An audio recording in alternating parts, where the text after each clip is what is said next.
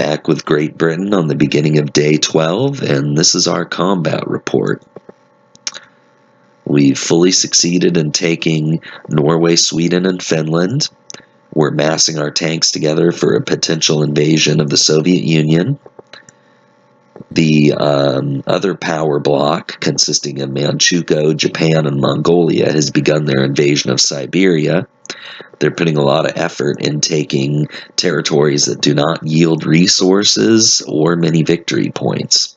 I want to make sure I get the good part of the Soviet Union, which is out west here next to Poland. Looking at our core provinces, we're still mass producing many light tanks. We still have our commandos and infantry defending our cities.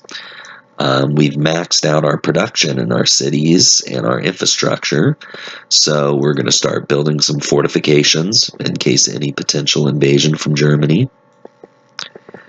France, unfortunately, had massed their units and had them hiding out in Bescan, and an aggressive AI computer player started unleashing those units.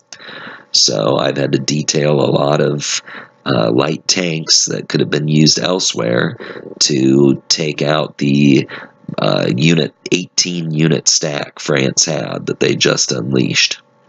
Unfortunately, all those units are also in fortified zones, so it's been a tough battle, but eventually we're going to knock France out for good.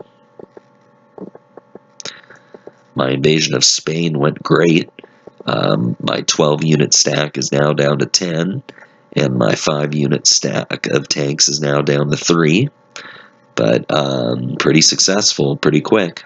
We were able to take Spain. We're now competing with Germany to take France's island and Italy's island. I'm even moving to Sicily, but I'm sure Germany will get the rest of Italy before I do. Since Germany did initiate the attack on Italy and get most of it, I was able to follow up by taking out French Libya. That was quick. And French Somalia and Ethiopia. So now I have the entire continent of Africa. In the Middle East, we have blown through Turkey using one of our fleets to shore or to shell enemy units that are along the shore. We're also in combat with one of the Turkish fleets right now, a cruiser and some destroyers, but they should be sent to the bottom rather quickly. Finished taking Iraq.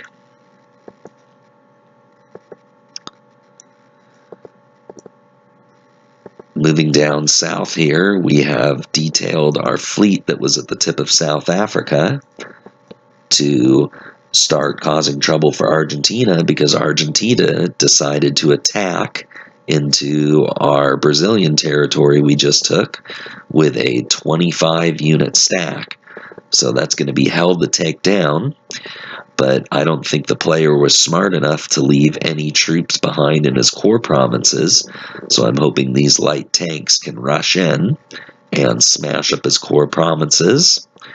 Whatever those tanks don't get, we have another attack coming from Central America on the backside of his country through Chile. And we have intense economic warfare going on to destroy all of his production, so he cannot bring any reinforcements to bear. Argentina is also part of the Japan and Manchukuo and Mongolia alliance, but he seems to have struck out against me, while the others haven't.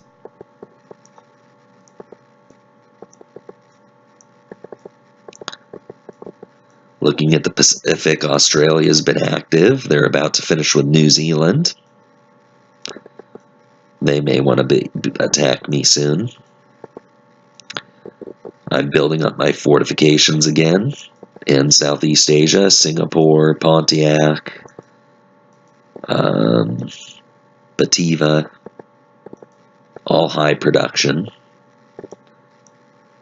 I split my fleet again from Hong Kong, leaving one to defend, and that's going to be heading down to Singapore in case Australia makes a move.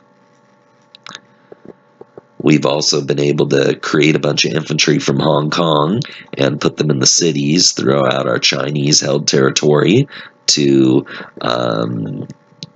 stop the Japanese player from making any moves against us. But it looks like everybody's decided to attack in Russia, so that's good. And still holding here in Tibet.